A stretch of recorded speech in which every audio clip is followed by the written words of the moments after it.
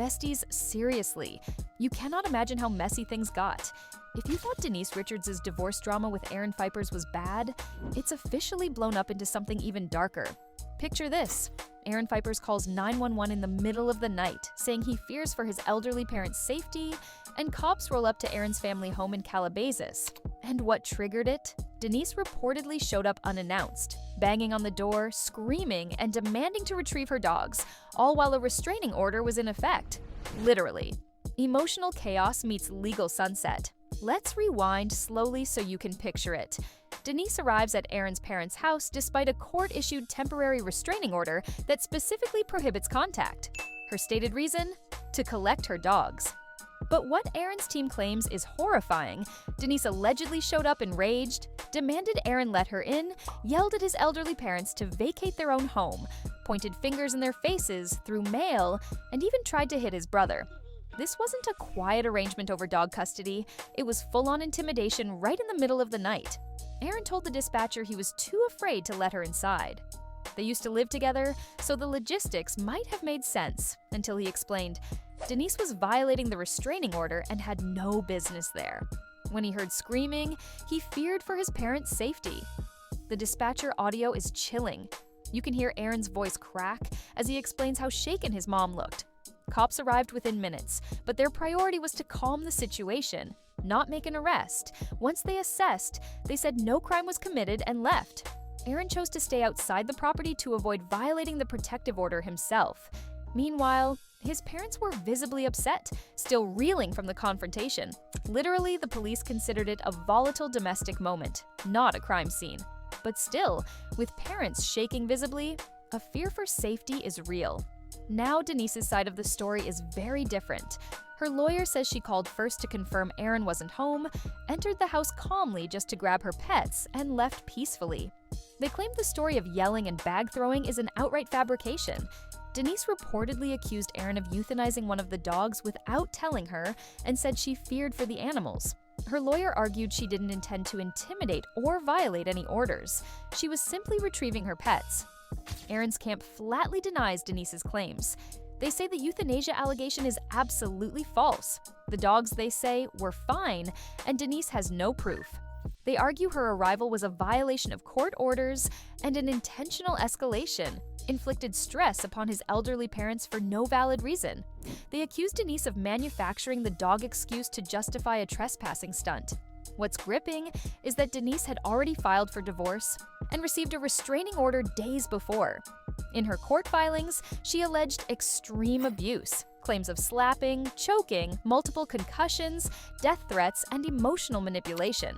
It was serious enough to earn a temporary protective order en route to a formal hearing in August. As of that court date, that order is still temporary but legally binding. Aaron called the police partly because Denise showed up while still under court restriction, only days later.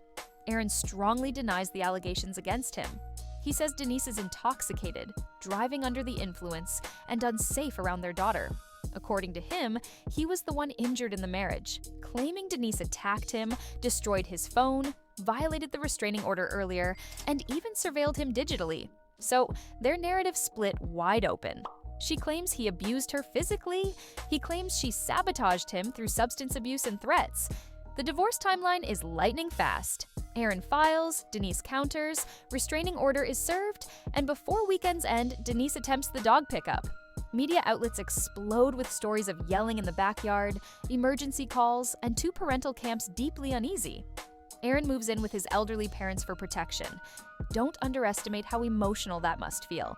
Leaving your home under a restraining order means you no longer feel safe in the only place you once believed was yours. Even the dogs are central to the narrative. Who owns them? Did Aaron truly euthanize one?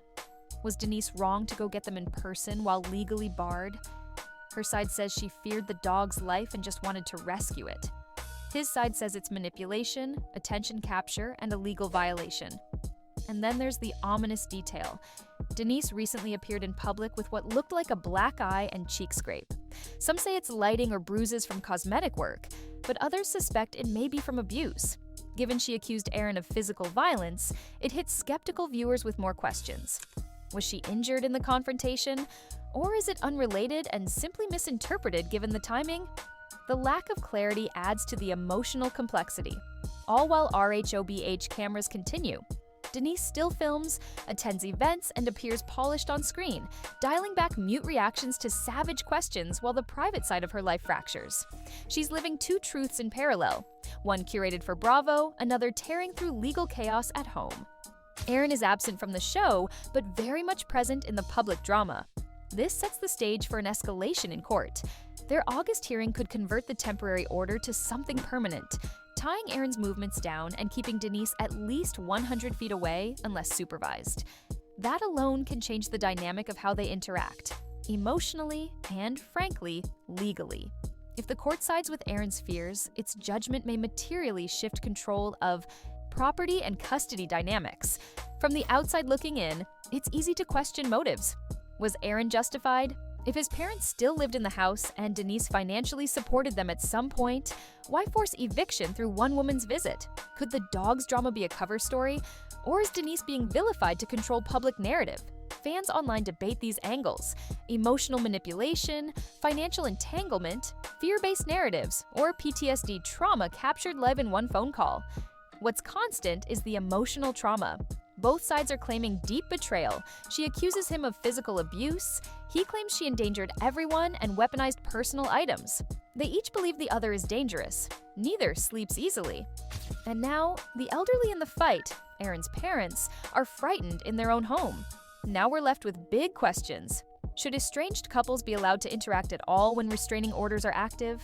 If Denise believed the dog was at risk, why not legally request custody or get help from mutual acquaintances or a mediator? Was Erin justified calling the police? And was it honest fear or strategy? Was Denise reckless or desperate? Did she break the law intentionally, or was she provoked to grief? This drama deeply echoes real old violence accusations, authority summons, and fear slipping into family life. We as a society expect private separation, but this level of public intersection, 911 calls, storming front doors, terrified elders, makes it painfully vivid. It raises real concerns about how divorce and restraining orders play out when children and elderly relatives are involved, how pets get roped into emotional battles, and how truth gets weaponized by each side. Now I need your opinion, besties. Was Erin protecting his parents in good faith?